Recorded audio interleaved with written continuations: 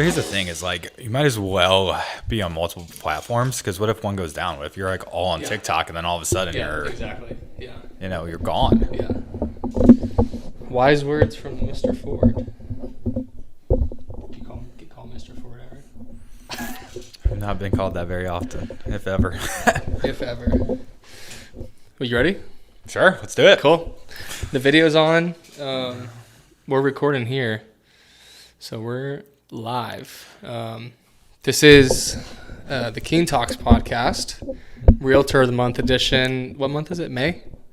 End of May. It's race May. season. And we're going to push this out quick because I actually procrastinated on texting people, so this is going to go out quick. It's about to be race weekend, right? You're a big race fan. I know that. Yes, yeah. You're going to the track? I am not. I feel like I've been busy the last couple months, so I'm letting Britt go. Okay. She really wanted to go, and so she's going with her brother and her nephews, and I am going to hang out with the girls, take them to the pool, and my brother's going to come down, and we're just going to have a good time and get some good family time. Yeah. So I know you did it last year, and I think you're doing it again this year, the giveaway. Yeah. Tell us a little bit about that, where that started, how that came about. Yeah, I think each year it's like a little different. Talked about procrastinating. We procrastinated a little bit this year. In years past, we did it where if you send us a referral, then you get entered into the giveaway. And then Britt and I went with the winners, which was a lot of fun. Yeah. Just because we get to get out and one, go to the race, but then two, like get to build relationships with the people that are supporting our business. Yep. And this year we didn't get the tickets out until this week, so we are just sending the winners. Just sending them to the winners, nice. And it's a social media push for people to come follow us instead of sending us referrals. So, nice.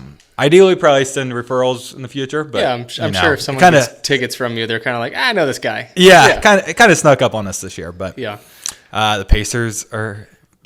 I honestly have. Okay, this is bad disclaimer. I have not watched an NBA game probably in 10 years. Okay. But then the Pacers are blowing up this year, and everyone's talking about it. I'm like, I probably need to follow it a little bit. I know last night they lost at the last second, right? Yeah. I dozed off, but it definitely was going to overtime. So I'm not as big of a Pacers. I'm not as big of an NBA fan in general. Just when you get playoff basketball, it's fun to see how competitive. And it's cool to Indiana's not necessarily known for a whole lot of stuff. It's called the flyover state. It's known to be kind of like I mean, when I lived in California, I would ask people, "Where's Indiana?" And literally they would not even know. They're like, "I think it's around, Virginia, somewhere like north of Georgia." I'm like, that's.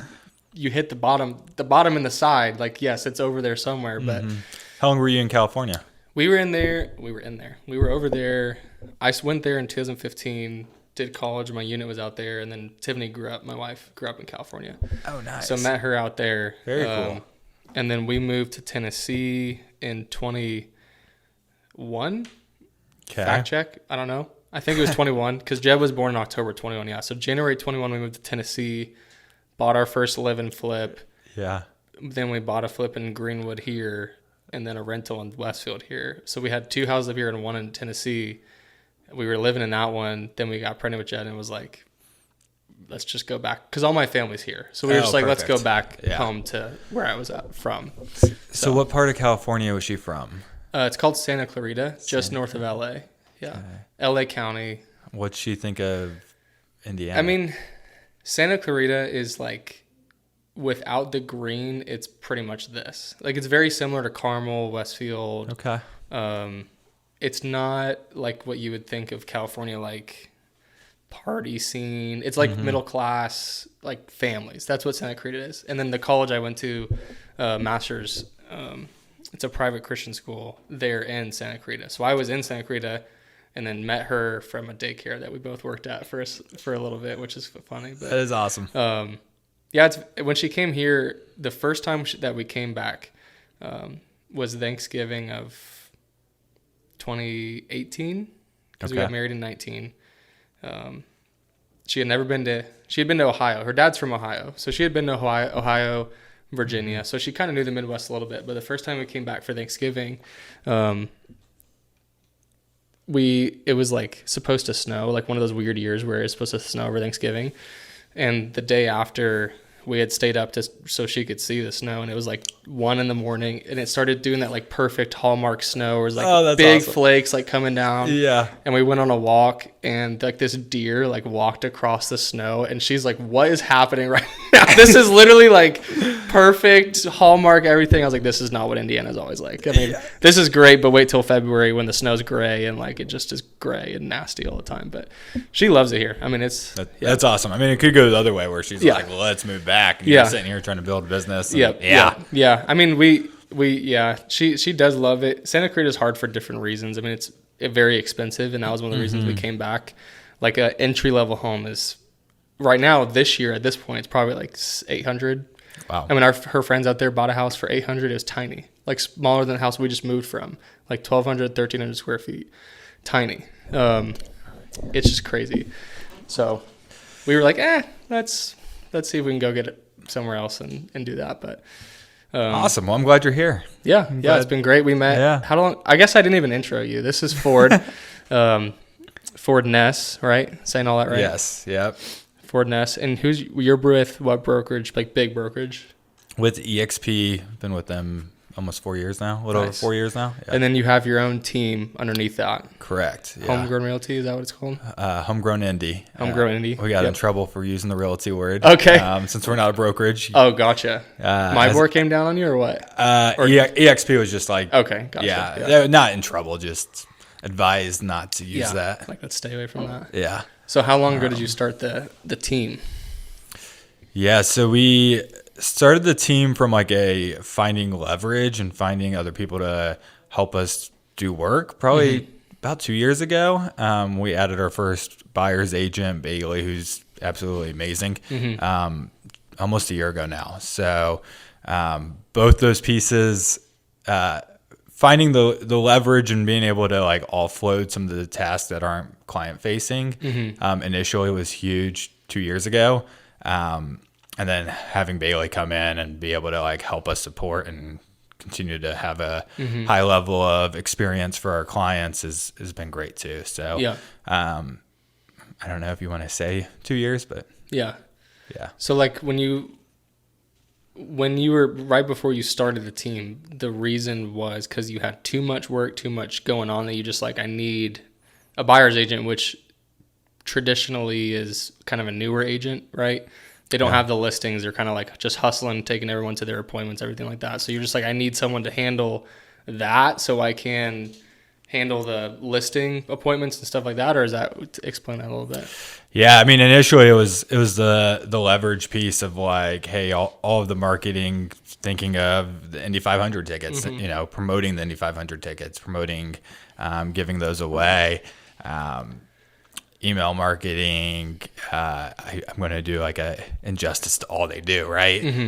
Transaction coordination, event planning, like taking all that stuff that's not necessarily client facing and showing homes, writing offers, negotiating deals off my plate. So that way I could go do that more. And then once you get a full plate of that, then it's like, okay, how do we lean into more of like what I want to do? And how do we continue to keep a high level of service for the client base that we're growing? So in order to have like better timely responses and be able to service more clients, you need to be able to bring in somebody that can.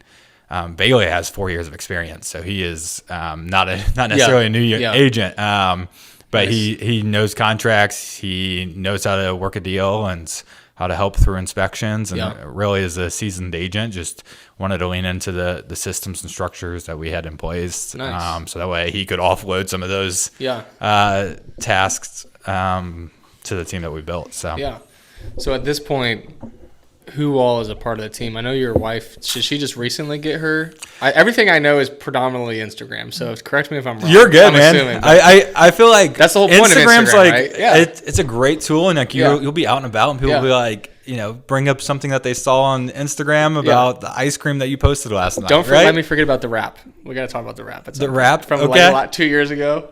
The wrap. Oh, the wrap. Gosh. Yes. If I was really Fresh good at Prince. editing, if I was really good at editing right now, I would overlay that on the podcast video. We'll see if that happens. I have no idea how to do that. Amy's not tech, but she's not tech savvy. I'm not gonna. Amy, if you're listening, I'm sorry, but she does the Instagram well, so maybe she can figure it out. She's dedicated. Anyways, Fiverr, is that like an editing thing? Fiverr is where you can go online and hire somebody to. Oh, there you go. Okay. Yeah. Just like, hey, can you do this real quick for me? Yeah, and they That's pay not a them bad idea. $40 or something. Yeah, we'll see. I don't know if this. Yeah. I feel like I can. If I can figure it out, I'm gonna YouTube that mess. Where were we?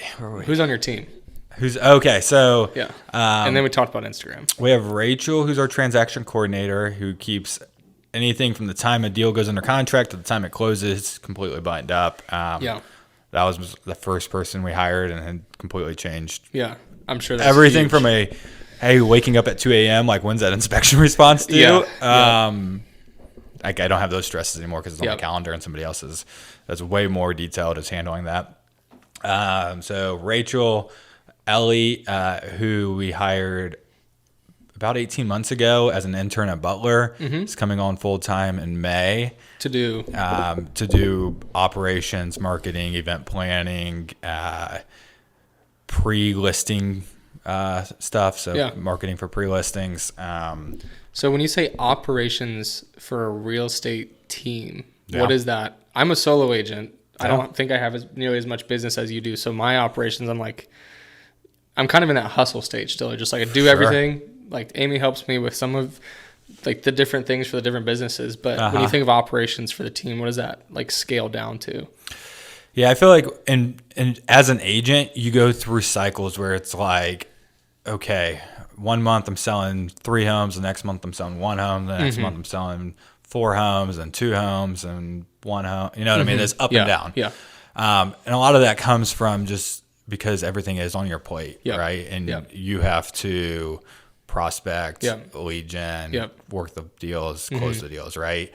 And if you can bring somebody in that can stay consistent in helping you have reasons to prospect. So like we're doing an event in July. So coming to them, having a team meeting and being like, okay, what are we going to do this summer so that we can continue to stay in front of our database? And instead of like right now, it's busier from like a buyer or listing perspective for me. So then it's like, instead of me having to go and do that work, I have somebody else that's able to execute on the ideas of bringing it to life. So that's like one piece of it. Another piece is like team meetings and keeping me accountable and running my schedule and making sure that I am going where I need to go. And it's hard. I find the same thing when people ask me what Amy does. Like it's hard to explain, but it's like you need that person. Like when she came on, she took so much off of me and Ben's plate, my brother, for the property management and all the things we're doing for that. And then me just personally, like all the Instagram stuff, responding to random things, phone calls, like, hey, can you call AES and sit on hold for 4 hours for a flip that we're doing? Like, I literally sat on, before she came, like literally a month before that, I sat on hold for like literally 4 hours because they had some shortage in workers. I was like, this is crazy. And you can't use your phone. So it's like, you're just sitting there. So Ellie is like extremely talented and very hungry. She comes with like a ton of great ideas, but like ultimately when you bring on employees, they are like, you're paying them, right? So their job is to make your life easier. Yeah. And she like 100% does that. Yeah. That's awesome. That's really where, when you're talking about leverage, you want people that make your life easier and make it so that way, hey, when you are at work, you're productive and you're moving the needle forward. And then you can like enjoy time with your family and enjoy time with your kids or golfing or whatever your hobbies are, right? Instead of just having to like continue to move that needle forward all the time because you need to work 80 hours to keep it up. And I would be remiss if I didn't say that Britt has like an amazing impact on the business because she really she manages Ellie. Gotcha. Like I'll come in and like have ideas, but then like Britt's gonna manage the thing to make sure it gets executed. Nice. And she's very talented in marketing and branding as well because she has her degrees in that, and then she has 3 years of experience working for a marketing advertising firm here in Indy. So really tap into that and her passion as well. Yeah. So did she just get her license too? Did she do that recently, or am I crazy? She has passed the course. She needs to pass the test. Gotcha. So you won't see any like Realtor or anything of that nature on any of her stuff. She is studying and should have it passed. But yeah. Nice. And then Bailey is our buyer's agent, and is growing his business as well. So, he's on the team as well. So what does that look like for him? Is he like, I guess at any point he could go somewhere else. That's kind of how life works. But he's growing his business to become, more of a listing agent, or is he like okay doing the buyer stuff and like I'll run around and do that? I think he really enjoys it. So he's good with that, but I also think he like is growing his database of people to be able to like go out and service and help them buy and sell homes too. So ultimately, when he continues to grow, he will, we'll probably have to find another buyer's agent that can help service Bailey's leads, Bailey's deals, Bailey's clients, and our clients as well. So it's more trying to keep it like mean and lean and have the right people in the room that can service everybody and make sure that the clients' balls aren't getting dropped. And, So when before you started the team, what kind of volume what was your indicator where it's like, I need somebody? I mean, you said TC was first, right? That was your first hire? TC / Brett. Yeah. Okay. I mean, when I first started, I just closed my first deal 4 years ago to the date in May. Nice. So it was just throwing as much shit against the wall and seeing what sticks. Yeah. And then I ended up hiring a coach, and my business grew from there and just became really busy. And my wife would be like, I feel like I'm a single parent because like you're gone 24/7. Yeah. And then when you're not gone, you're working on other things that need to keep the business moving forward. And my family's in entrepreneurship. So my parents own a kitchen and bath store and have had that for 30 years up in northern Indiana. And they have grown a successful business up there, but I've seen not working or working 7 days a week, and the only time you really get off is when you take a vacation, which is great. But like for me, I want to be able to have the flexibility to be where I want to be when I want to be there. Right. So, that's the crazy part. Like that's what I started out wanting to do. And then you work yourself backwards into like an W-2 style even more, because you're like, this is my business.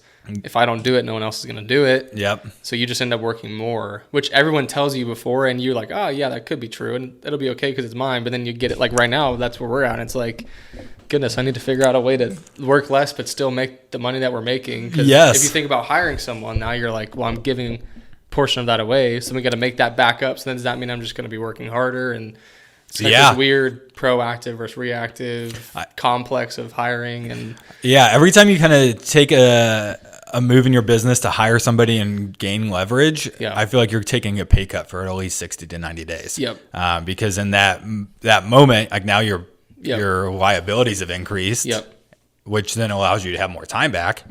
So then you can go do more dollar producing activities. But in real estate, it's going to take you 60 to 90 days to increase those dollar per or time per dollar activities. So do you do any of so you've got the buyer's agent, when you get whatever your marketing pulls in, do you do any of that, like call it lead generation, or not necessarily prospecting, but like following up on all that? Or is that more on him, or kind of who handles all of that for you guys? Or a little bit of everybody. It's client to client. I've had some clients where Bailey and I have both worked, and we will respond 50% of the time. I have other clients that introduce them to Bailey, and Bailey does a great job having a great service for them, and so he'll take it 100% and run with it. So, and since he's on your team, you're getting some kind of cut on the back end, right? Correct. So that's what makes it worth it to push it to him versus 100%. Yeah. Yeah. So yeah, I mean, it depends on the client, but yeah. Yeah. Does that make sense? Yeah, that's awesome. I mean, it's I've been back and forth on, did we lose audio here? Let me see. Can you hear me? Okay, I think we're good. Thought we lost audio Test. for a second. I've been back and forth on, when I first started, it was like, I want to start my own brokerage. Yep. And then I talked to a lot of different people, and most people were like, it's not necessarily worth it to have your own brokerage. It comes with a lot of stuff, and it's hard, and basically that's your full-time job and all this stuff. And so then people were saying go the team route, and I've heard mixed bag about that stuff. Yeah. But mostly I'd say the team, it's been 90% good, like 10% like I'd rather just do my own thing. And I feel like at that point it's kind of like personality based, you know, like they might just want to be a solo agent and do that, and they don't need to do 40 million. They just want to do enough to like, for sure, just kind of get by and live. But what would you say the pros and cons are of building that team, going that route? Because I mean, you're essentially growing a business. You're a full-fledged business, and I'm sure you have aspirations to make it bigger. Yeah. Keep going, stretch, do all that stuff. So 100%. Yeah. So, the team aspect allows us to like have people in place like Bailey that I know when we have a client come in, and he's going to be able to service them and live up to the expectations that we have. It allows him to make more money too, because he's now having more clients, right? But then it also allows us, because we have a design shop growing up in the kitchen and bath industry. Yeah, that's awesome. We are able to continue to explore our passions in that realm, so we can grow our design company. Yeah. So we have set number of hours a week that we can focus on that. Who runs that portion?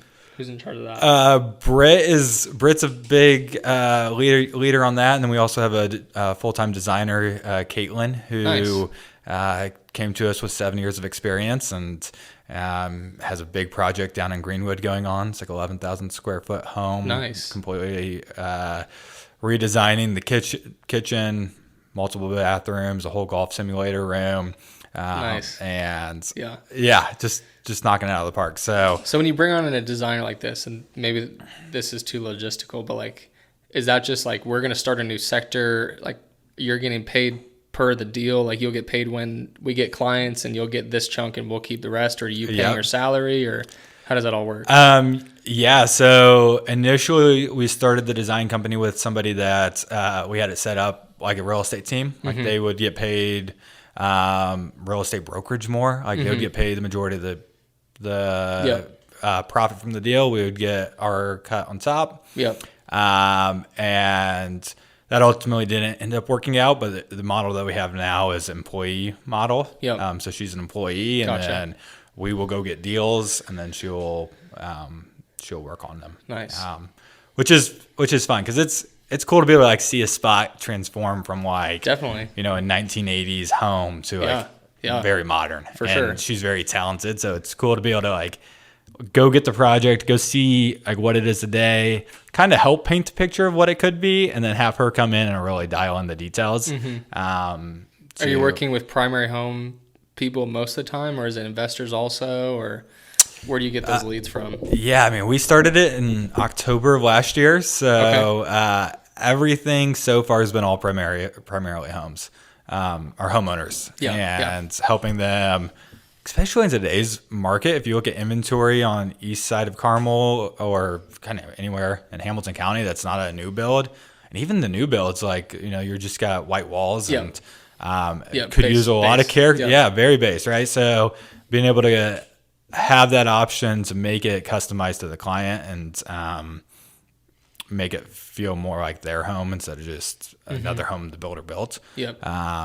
And have that service for our clients and for the general public. Yeah. Like most of the business so far has come from outside of like our client base, which is kind of cool, because then it expands our client base. So it wraps everything together. Yeah. I mean, that's the same thing we're doing with like property management, working with investors. I mean, I would say not like 90% of my 90 to 97% of my business is investor based. Yep.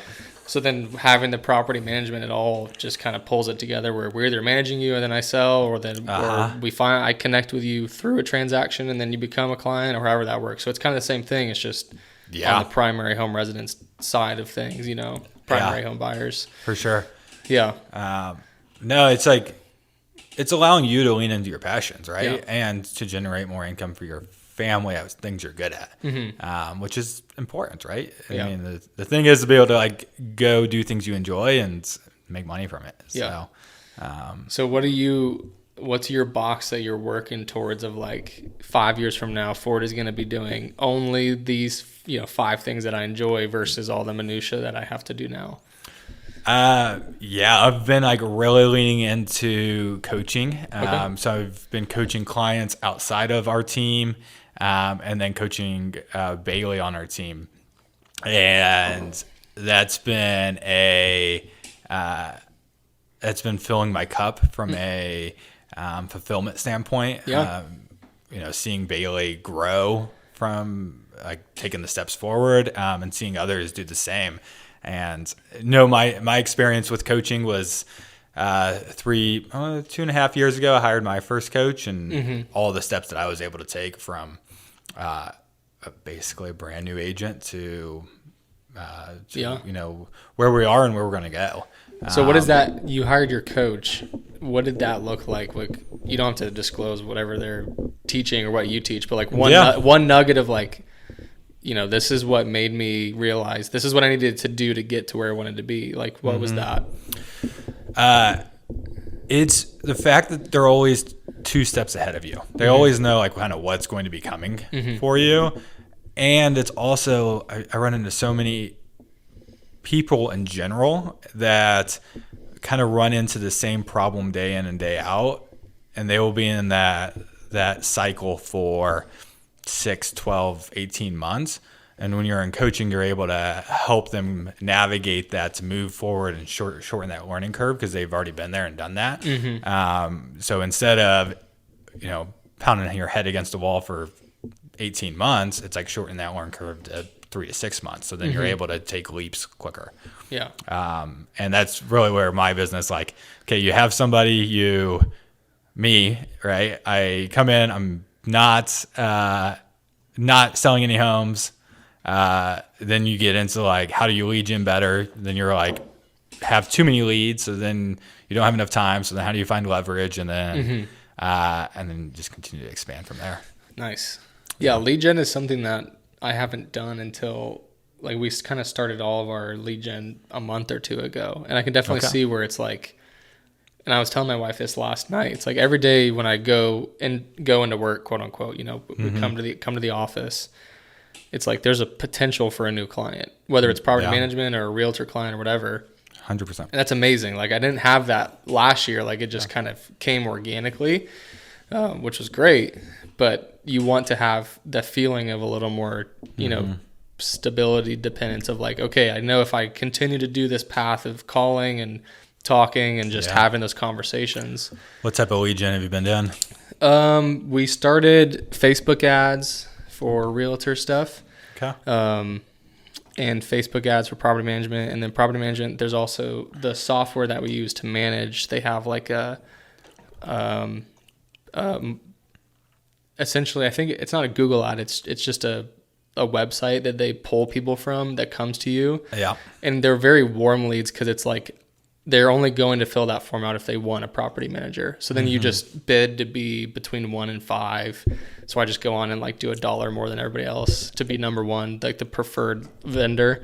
And then you get the lead and you call them and email them and do all that stuff. But nice.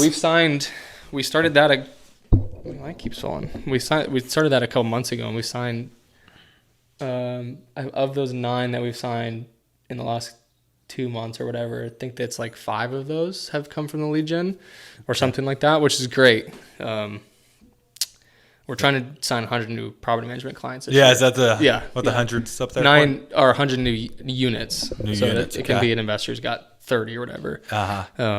That's the goal. Is that the primary goal of the property management side, or is the primary goal? Yes. So like, that's where I say I'm still in the hustle stage where, and this is where I need to work on it. I'm really bad about saying no to opportunity. Like if someone called me today and was like, can you go install a deck for me and I'll pay you like $4,000? I'd be like, sure. Like I'll do it this weekend. Like I've been in that hustle mentality for too long. And I'm trying to work myself out of that where I know like, okay, stuff's coming in. I know I can push this to somebody else, or what I really need to do is be able to zoom out more and focus on the businesses as businesses more than performing in the business, doing the actual business work. And I think this year I'll be able to get there where we can, Amy can take more on. Ben's able to be doing more for the property management where, he's only been doing real estate really since we started the property management in 23, and he quit his full-time job like April or May of 23. Okay. So like he's fairly green in the real estate world, learning as we go. So the more that he can learn and I can just give him more and more and zoom out and do the business stuff. So I don't know, there's some number inside of that 100 where ideally we can hire someone else and I can really like back off and then just go sell like crazy. Cause I wouldn't say I'm a sales guy. I'm just a people guy. Like I enjoy the talking. Same. I enjoy meeting. I enjoy educating. I'm really bad about giving away our secrets to people when I talk to them. Like, if you're going to self-manage, just let me help you because I don't want you to end up like trying to do something and you get sued or you go to eviction court and you can't get them out because you did something wrong. Like, just look up these couple things before you do it. And they're like, oh, that's great. And my goal in that is sometimes like show them that they don't know what they're doing. For sure. But it's also like before we really got into property management, we had tenants that was like, this is not like we didn't do this right. So now we're getting back working backwards and stuff. So yeah, the goal is really just to kind of grow all of it. And then, we're doing flips and stuff. So I enjoy all of it. So, and the jobs I had in the past, I think the reason I couldn't stay was because I would just get bored. I can't like come to the office and do one thing all day. Like I need to be busy and be scattered a little bit. And it's a little crazy. And some days it's not as fun because you are scattered, but that's kind of how I work. Just like, keep going, keep moving, keep being like that. So, we'll see. We'll see what happens tomorrow or like next month. It could all change. The flipping is hard right now. I mean, inventory on the MLS is kind of low, and the people who are selling flip style houses are asking way too much for them. And then selling them on the back end are harder. Did you see the one down off of Guilford right now? Do what? Did you see the home down off of Guilford? The one that just got posted yesterday? Yeah. Yeah, I saw that one. Yeah. And that would be we just bought a house on Guilford a week or two ago. Oh, nice. To flip? Yes and no, like a long-term rental that will turn over eventually. Okay. So the owner was in there for like 50 years and he kept really good care of it.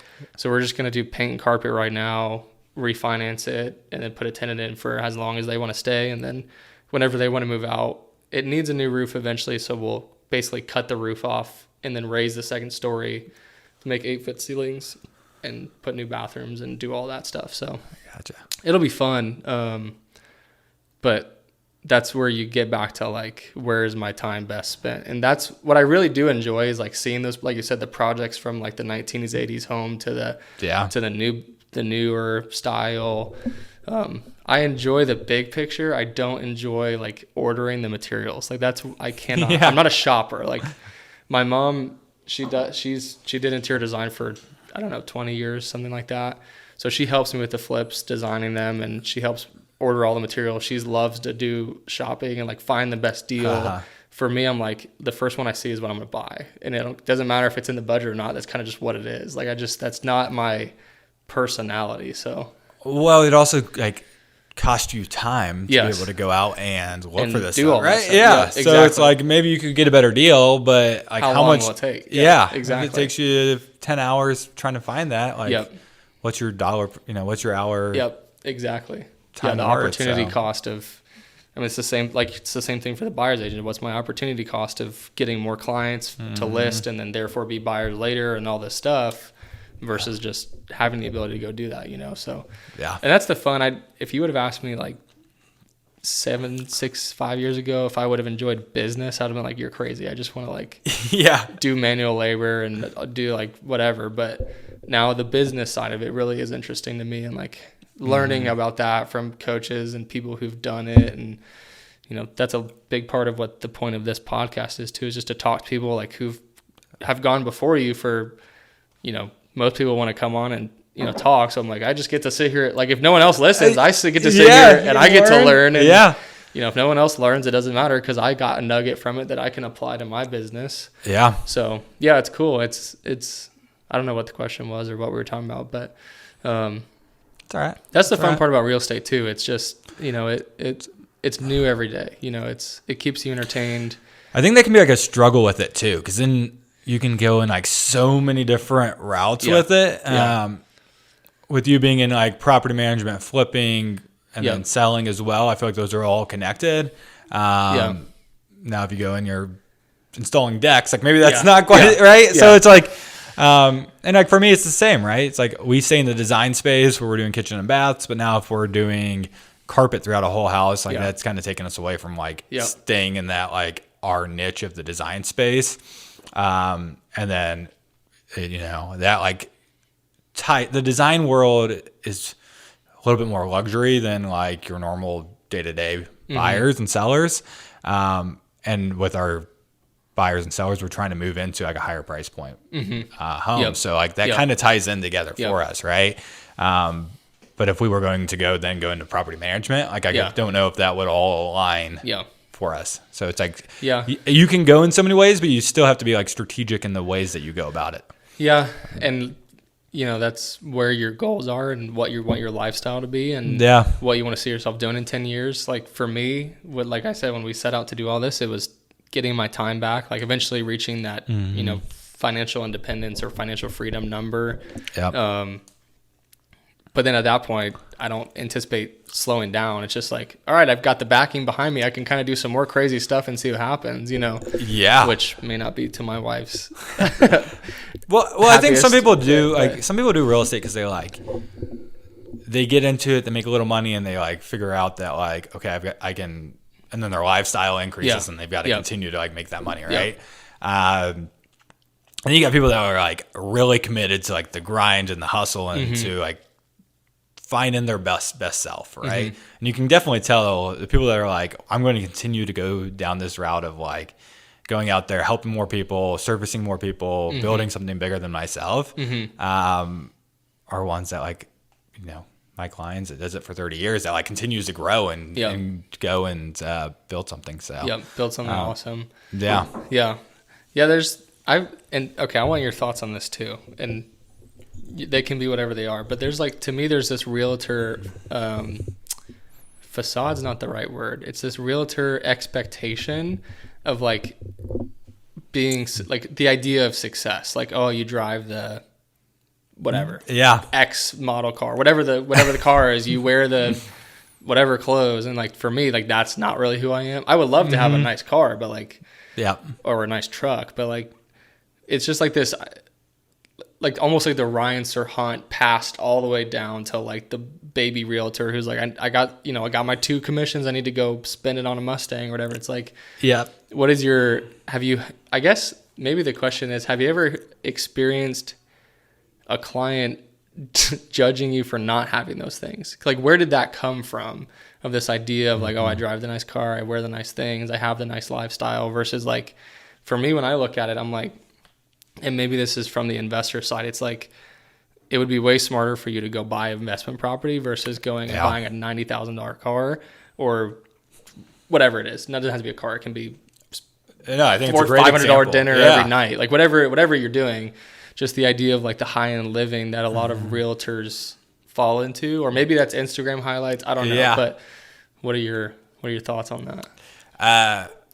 And if you have a super nice car, don't think I'm coming at you. I don't know what you drive. My car, Britt and I went to a flower shop, or not a flower shop, but a flower show in downtown Noblesville this past weekend. Oh, nice. Yeah. And we went and grabbed a drink, and then they're like, hey, we're like wrapping up. Do you guys want buy one, get 2 free? And we're like, sweet. So we both walked out of there like with 4 beers, right? Yeah. So, or 4 beers combined. And on the way home, I was like, should I get a new car? And I'm like looking at all these cars, and I type in Carvana to see what they would pay me for my car. Yeah. And they were going to pay me like $6,000. And I was like, so I do not have a $90,000 car. But on the flip side of that, it's like, it looks nice. It's clean. Yeah. I take it through car washes. Like, I do care. Presentable. Yes. I don't look like a raggedy person rolling up. Yeah. And I bought it from maybe, I think it was like $16,000 4 or 5 years ago. It is a Mercedes, so it does like have like some name brand to it. Yeah, like name brand, but nobody knows like how much it's worth. Yeah. Right? Yeah. So I think there's ways to go about it where it's like, hey, it does give you the persona that it's clean, it looks good, it's dependable. But it's not $90,000. Like, I don't even know what a payment would be on $90,000. Too much. Yeah. Like $1,400 probably, $1,500. And so I was looking at other cars, and I was like, once I told Bray, I was like, once we have the business to a certain point, then maybe I go get another car. Yeah. Right? Like, it's like, it's just not where I want to invest my time or money. Like, it is a time commitment to go test drive cars, to go look at all this stuff and to figure out what a good deal is on a car. Like, it does take time away from building the business, much less the money that it takes to. Yeah. And I think I don't want people to think I'm just judging everyone who drives a nice car. Like, I think there's a balance, obviously, all the time. If you can afford it and it's not going to, force you to have to do more, then like, if that's what you want to buy, then that's what you need to buy. But it's also like, you're a fiduciary for your clients. It's like, if you need to be wise about where you're putting the money and doing all that stuff. But I don't know. I just feel like there is like this lifestyle facade of a realtor that some people fall into the trap of.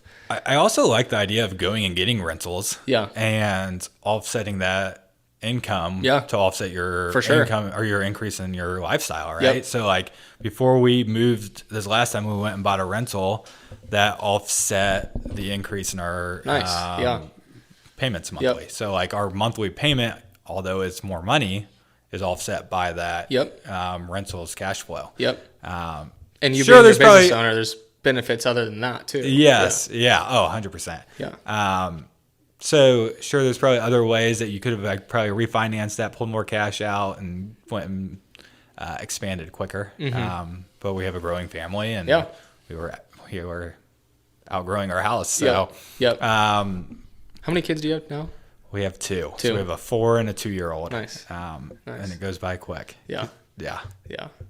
4 and 2. We're at 2, and Jed will be 3 this year. He's 2, and then Julia's 1, and then we're pregnant right now. So we'll have 3. That's exciting. Yeah. Congrats. And our baby's due 2 days after Jed's birthday. So okay. And they both came like 11-ish days early. So we'll probably have 3 under 3 for like a week. That's so if you don't hear from me for like 2 or 3 weeks, that's why. When's the birthday? When's the due date? October. October? Middle of October. Yeah. So I said 4 and 2. It's really Kaylin, our oldest, will be 4 in September. Okay. So she's 3, and then Ave will be 2 in August. So I keep rounding up. Yeah, I shouldn't do that to them, but we're getting closer. Yeah. Yeah. So that's really I feel like I'm a very like, how do we continue to grow this? That's a big priority of mine. But equally priority is like, how do I continue to grow it while spending time with my family? Definitely.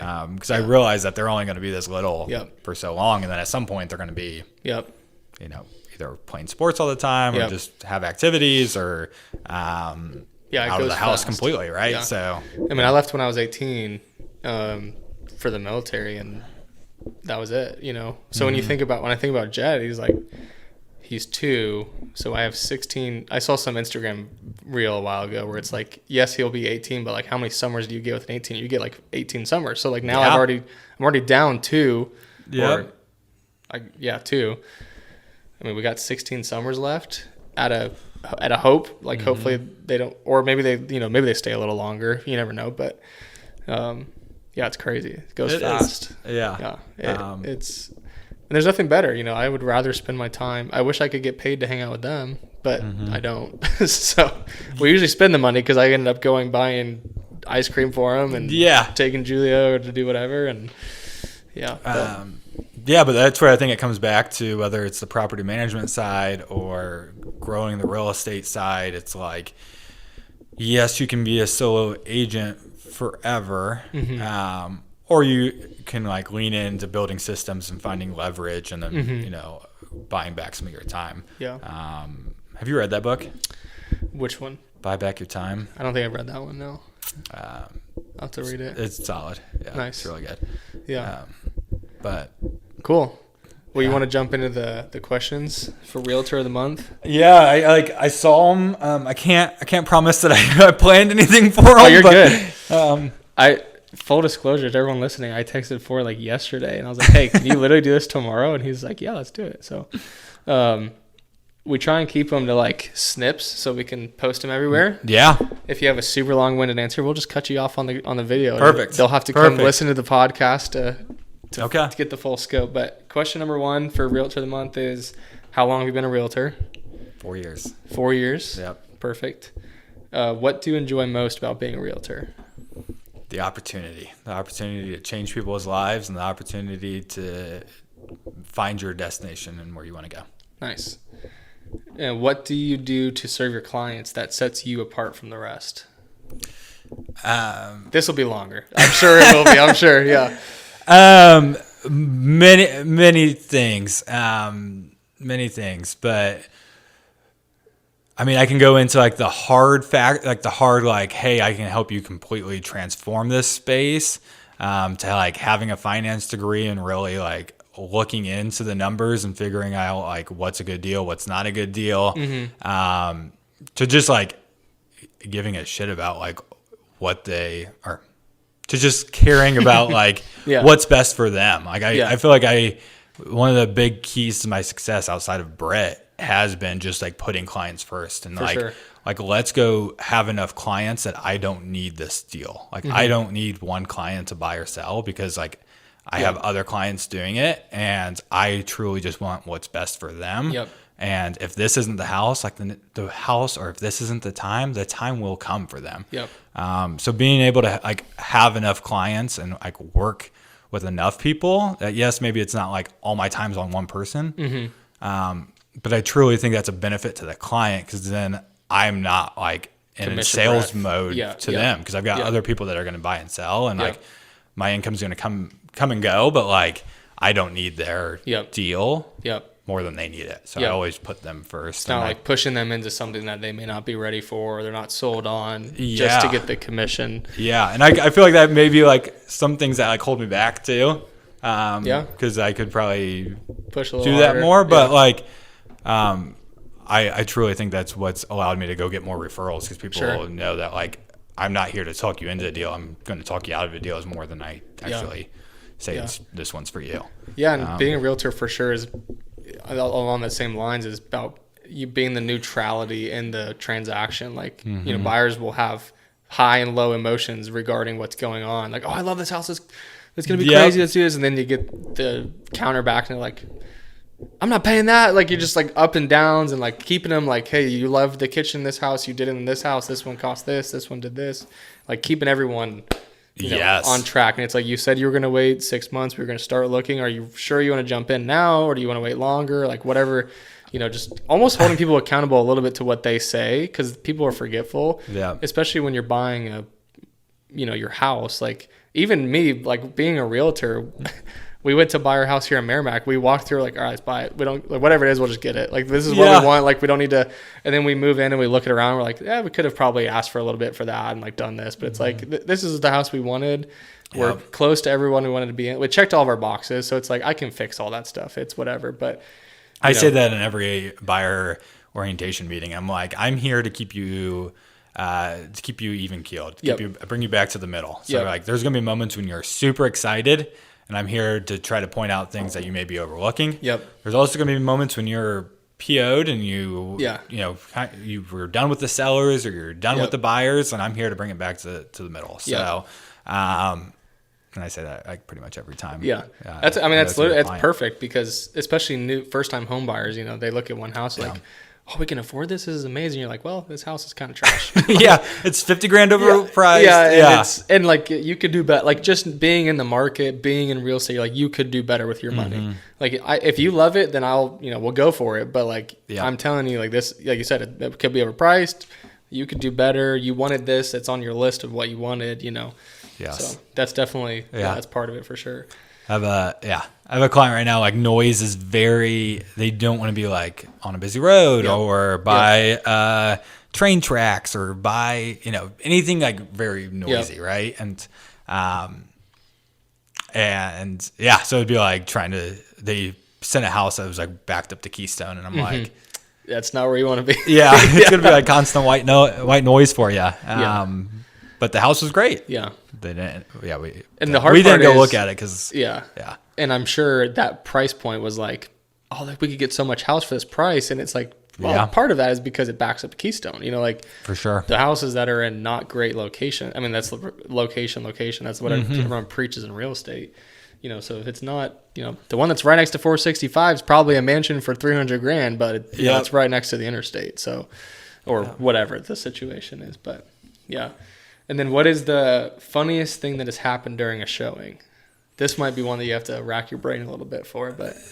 Yeah. I feel like I've had some funny things happen. Like the funniest thing I can think of, or oddest thing I can think of. Yeah, funny, odd, strange, anything in that realm. It wasn't during a showing. It was during a final walkthrough. Closing was at like 9 a.m. We went there at 8:30. We were walking through the house for 20 minutes. Maybe, and we go upstairs with the master, and the owner's still asleep in the bed, and we were like, and we like hurried up and got out of there because That is. They obviously were not expecting us, even though it was accepted on the broker bay and was accepted in showings. Yikes. But that's kind of honestly an image. If I'm buying my primary home and I walk up to my new master and this dude's just sleeping away, I'd be like, that's a little. Yeah, didn't want to see you in that They context. had possession for another 7 days, so it wasn't like they had to be out then, but still. Yeah. It was someone failed in this scenario. It's either your realtor didn't tell you that they accepted it, or you accepted it and forgot. Yeah, and I was like, closing's in like 15, 20 minutes. I'll be there. I'm good. We don't wake him up. I mean, he made it, so. That is funny. That's one of the better ones. I think that was funny. That was odd. That is odd. Well, cool. I definitely appreciate you coming on, giving up, an hour of your time to come do the podcast. It was fun. Yeah, man. I appreciate you asking me, and this is my first time being a guest, so nice. Interested in hearing how it goes and hearing the replay. Yeah. So. Yeah, it was great. I mean, like I told you before, it's just talking about real estate. We're just putting the information out there, and people can do what they want with it, and hopefully learn something, whether they're realtors or. And when Brett and I get ours up and going, we'll circle back. Yeah, that'd be awesome. So. Yeah, looking forward to it. So I appreciate it. We'll push it out on everything. We'll send it to you guys, and we'll go from there. Cool, man. Appreciate you. Thanks.